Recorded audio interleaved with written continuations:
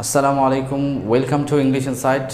Today I will discuss about degree within exceptional rules. So let's start our lesson. শিক্ষার্থীরা আজকে আমরা যে বিষয় নিয়ে ডিগ্রিটা করব সেটা হচ্ছে নো সোনার হ্যাট। আজকে আমরা শিখব নো সোনার হ্যাট কিভাবে কম্পারেটিভ থেকে পজিটিভ করা যায়। বেসিক্যালি এগুলো কিন্তু কোনো পরীক্ষাগুলোতে আসে না, কিন্তু কম্পিটিটিভ পরীক্ষাগুলোতে হুট করে একটা দিয়ে দেন আমরা খুব চিন্তা পড়ে যাই। নো সোনার হ্যাট থাকলে পজিটিভ করার সময় অ্যাজ সুন অ্যাজ ব্যবহার করতে হয়। নো সোনার হ্যাট থাকলে পজিটিভ করার সময় অ্যাজ সুন অ্যাজ ব্যবহার করতে হয়। এখানে আমি দুটো এক্সাম্পল লিখেছি। No sooner had he reached the station then the train left.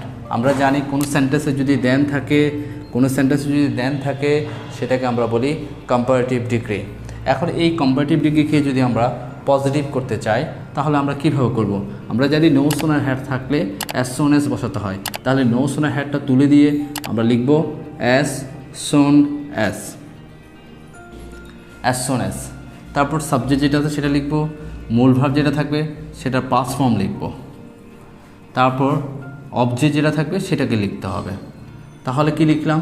No sooner hat পরিবর্তে আমরা অ্যাজ সুন অ্যাজ ব্যবহার করলাম, সাবজেক্ট লিখলাম, পাস্ট ফর্ম লিখলাম অ্যান্ড দেন অবজেক্ট লিখলাম।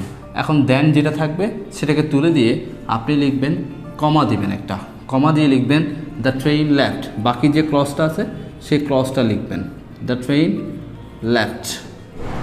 তাহলে আমরা প্রথম এক্সাম্পল থেকে আনসারটা কী পেলাম যে নো সোনার হ্যাট থেকে যদি পজিটিভ করতে বলা হয় সেক্ষেত্রে আমরা পজিটিভ করার সময় অ্যাজ সুন অ্যাজ ব্যবহার করব। অ্যাজ সুন অ্যাজ ব্যবহার করলে এখানে যে ভার্বটি থাকবে সেটাকে পাস্ট ফর্ম লিখব। এইভাবে আমরা আরেকটা এক্সাম্পল দেখতে পারি, সেটা হচ্ছে no sooner had the thief seen the police then he ran away. একই সেন্টেন্স, আমরা কিন্তু একটা জিনিস খেয়াল করব, মন দিয়ে খেয়াল করতে পারি যে প্রশ্ন, আমরা জানি যে প্রশ্ন যদি নো সোনার হ্যাড দিয়ে পজিটিভ করতে বলা হয় আমরা লিখব অ্যাজ সুন অ্যাজ লিখলাম। তারপর সাবজেক্ট হচ্ছে দ্য থিফ, তারপর এই যে সিনটা আছে এটা সিনটা হচ্ছে ভার্বের third number form, first participle form, এটাকে পাস্ট ফর্ম করে ফেলতে হবে। সেক্ষেত্রে আমরা লিখব the thief saw the police.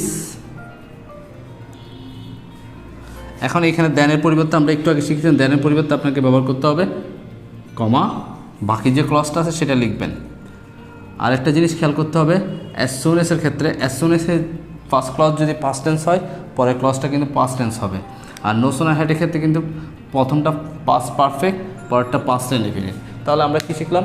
No sooner hat থাকলে অ্যাজ সুন অ্যাজ দিয়ে আমরা পজিটিভ করতে পারি। নো সোনার হ্যাট রুলসের পর আমরা আজকে আরেকটা ব্যতিক্রম রুলস শিখব, যেটা সচরাচর যে কোনো কম্পিটিটিভ পরীক্ষার জন্য যে কোনো কম্পিটিটিভ পরীক্ষায় আসে এবং খুব তীক্ষ্ণভাবে সেটা খেয়াল করতে হবে এবং এই ভিডিও থেকে আপনারা কিন্তু সেভাবে শিখতে পারবেন। আর একটা রিকোয়েস্ট, যারা আমার চ্যানেলে নতুন তারা অবশ্যই সাবস্ক্রাইব বাটনটা ক্লিক করে রাখবেন, নতুন কোনো ক্লাস আসলে অবশ্যই নোটিফিকেশান পাবেন। আর যারা আগে থেকে সাবস্ক্রাইব করে রেখেছেন তাদেরকে অশেষ ধন্যবাদ আমার সাথে থাকার জন্য। চলুন আমরা আগে প্রথমে সেন্টেন্সটা পড়ে দেখি। She is the most beautiful of the two girls. আমরা সেন্টেন্সটা পড়ে দেখি। She is the most beautiful of the two girls. আরেকটা সেন্টেন্স লিখেছি, of the two boys this one is the best. এখন প্রশ্ন হচ্ছে শি ইজ দ্য মোস্ট, আমরা জানি দায়ের পরে অবশ্যই সুপারলেটিভ ফর্ম বসে, কিন্তু আমরা যদি খেয়াল করে দেখি তাহলে খেয়াল করে কি দেখব যে এখানের মধ্যে অবজেক্ট পজিশনে অফ দ্য টু গার্লস, আমরা জানি যে দুইয়ের মধ্যে যদি কোনো তুলনা করা বোঝায় তাহলে অবশ্যই সেটা কোন ডিগ্রি হয়? কম্পারেটিভ ফর্ম হয় বা কম্পারেটিভ ডিগ্রি হয়।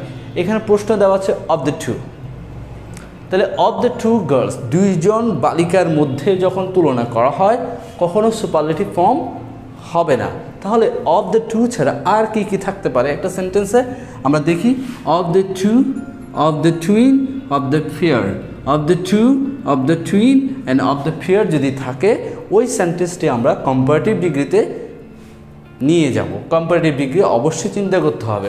তাহলে শি ইজ দ্য মোস্ট হবে নাকি মোর হবে, সেটা আমরা কীভাবে পেলাম যে অফ দ্য টু থাকলে সেটা কম্পারেটিভ ডিগ্রি হয়। তাহলে এই সেন্টেন্সটার মধ্যে যদি আমরা ভুল ধরি তাহলে মোস্ট না হয় কম্পারেটিভ ফর্মে কি হয়, মোস্টের কম্পারেটিভ ফর্ম হচ্ছে মোর। দা থাকা সত্ত্বেও, আর্টিকেল দা থাকা সত্ত্বেও মোস্ট না হয় কি হবে, মোর হবে, কারণ আমরা এখানে কি পেয়েছি, of the two. Of the two থাকলে সেটা কম্পারেটিভ ডিগ্রি। প্রশ্নের মধ্যে দেওয়া আছে অফ দ্য টু বয়েস, যেহেতু এখানে প্রশ্ন বলেই দেওয়া আছে টু বয়েস, সেক্ষেত্রে এখানে ওয়ান ইজ দ্য বেস্ট হবে না, এখানে হবে ওয়ান ইজ দ্য বেটার। কারণ আমরা জানি of the two, of the two, of the fear এগুলো সবসময় কম্পারেটিভ ডিগ্রিকে অনুসরণ করে থাকে। আমরা এখন আরেকটা নতুন নিয়ম শিখব। আজকের ক্লাসের 3 নম্বর যে নিয়মটা আমরা শিখব এক্সেপশনাল কম্প্যারিজনের ক্ষেত্রে, সেটা হচ্ছে আমরা সচরাচর জানি যে ডিগ্রি সাধারণত সাবজেক্টের সাথে সাবজেক্টের তুলনা হয়, পসেসিভের সাথে পসেসিভের তুলনা হয়, নাউনের সাথে নাউনের তুলনা হয়। কিন্তু আমরা যদি একটু খেয়াল করে দেখি, he is stronger than bold, he is stronger than bold. আমরা যদি এখানে খেয়াল করি যে স্ট্রঙ্গার হচ্ছে একটা অ্যাডজেক্টিভ, বোল্ড হচ্ছে একটা অ্যাডজেক্টিভ, তাহলে আমরা এখানে সাবজেক্টের সাথে সাবজেক্টের তুলনা পাচ্ছি না, নাউনের সাথে নাউনের তুলনা পাচ্ছি না, পসেসিভের সাথে পজিটিভের কোনো তুলনা পাচ্ছি না। এখানে আমরা পাচ্ছি অ্যাডজেক্টিভের সাথে অ্যাডজেক্টিভের তুলনা। এখন বন্ধুরা আপনারা একটু খেয়াল করে দেখেন যে he is stronger than bold, এই সেন্টেন্সটি কি কারেক্ট নাকি রং? আসলে যখন কোনো খেয়াল করবেন, যখন কোনো সেন্টেন্সের কম্প্যারিজন করতে বলা হয়, আপনি খেয়াল করবেন যে কম্প্যারিজনটা কি সাবজেক্টের সাথে সাবজেক্টে করছে, নাকি নাউনের সাথে করছে, নাকি পজিটিভের সাথে করছে।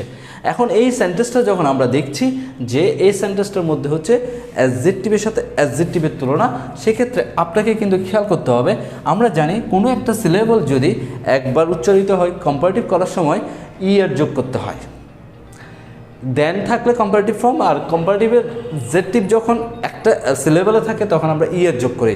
কিন্তু বন্ধুরা আপনারা খেয়াল করবেন যখন অ্যাডজেক্টিভের সাথে অ্যাডজেক্টিভ তুলনা করে তখন কিন্তু এই ইয়ার ফর্মটা আর বসবে না। তখন আপনাকে কিন্তু খেয়াল করতে হবে যখন অ্যাডজেক্টিভের সাথে অ্যাডজেক্টিভ তুলনা করতে হয় তখন অ্যাডজেক্টিভের আগে আপনাকে কিন্তু একটা মোর আনতে হয়। তাহলে স্ট্রঙ্গার এই শব্দটা বাদ দিয়ে আপনাকে লিখতে হবে মোর স্ট্রং দ্যান বোল্ড। তাহলে আমরা কি শিখলাম যে অ্যাডজেক্টিভের সাথে অ্যাডজেক্টিভের তুলনা করলে সেক্ষেত্রে স্ট্রং অ্যাডজেক্টিভের আগে আমরা মোর ইউজ করব। ক্লিয়ার?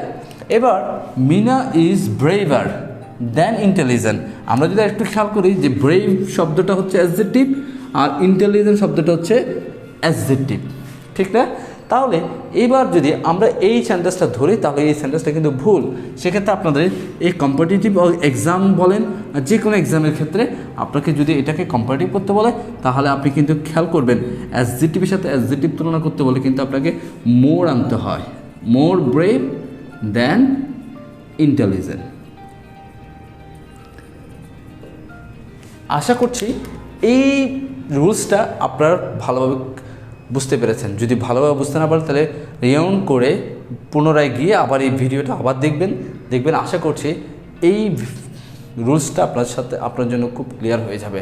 আমি আবার বলছি যে যদি সাবজেক্টের সাথে সাবজেক্টের তুলনা না হয়ে, নাউনের সাথে নাউনের তুলনা না হয়ে, পসেসিভের সাথে পসেসিভ তুলনা না হয়ে যদি অ্যাডজেক্টিভের সাথে অ্যাডজেক্টিভের তুলনা হয় তা সেক্ষেত্রে প্রথমে অ্যাডজেক্টিভের ক্ষেত্রে কম্পারেটিভ ডিগ্রির ক্ষেত্রে মোর ব্যবহার করবেন।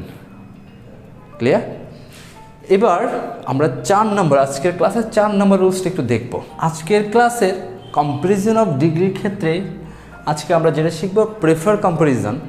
প্রেফার এটা কিন্তু এক ধরনের কম্পারেটিভ একটা ভাব নিয়ে আসে, অ্যাটিটিউড নিয়ে আসে। সে অ্যাটিটিউডটা একটু খেয়াল করতে হবে। যে কোনো ভার্সিটি অ্যাডমিশন বা যে কোনো জব এক্সামে কিন্তু প্রেফার দিয়ে একটা না একটা কোয়েশ্চেন থাকে। সো এই প্রেফার কিন্তু একটা কম্পারিজনের একটা ভাব আসে। যেমন আই প্রেফার, এখানে একটা ভার্ব আছে, তাহলে প্রেফারের পর যদি কোনো কম্পারিজন বোঝায় সেক্ষেত্রে যদি একটা ভার্ব থাকে সেক্ষেত্রে আপনি লিখবেন, আর প্রেফারের পর অলওয়েজ একটা টু থাকবে।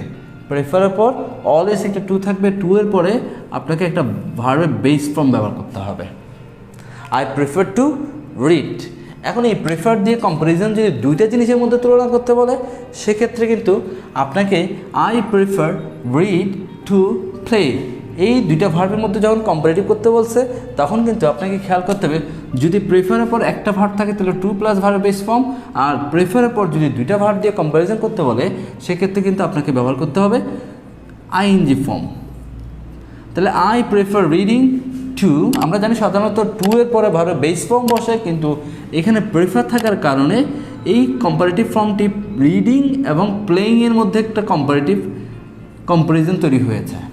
তাহলে প্রেফারের পর যদি প্রেফার দিয়ে যদি কম্পারিজন করতে বলে, তাহলে প্রেফার দিয়ে যদি কম্পারিজন করতে বলে একটা ভার্ব থাকলে টু প্লাস ভার্বের বেস ফর্ম, আর প্রেফারের পর যদি দুইটা ভার্ব থাকে দুটোটা ভার্বেই আইএনজি ফর্মে ব্যবহার করতে হবে, আর মাঝখানে প্রেফারের সাথে টু বসে, এটা খেয়াল করতে হবে।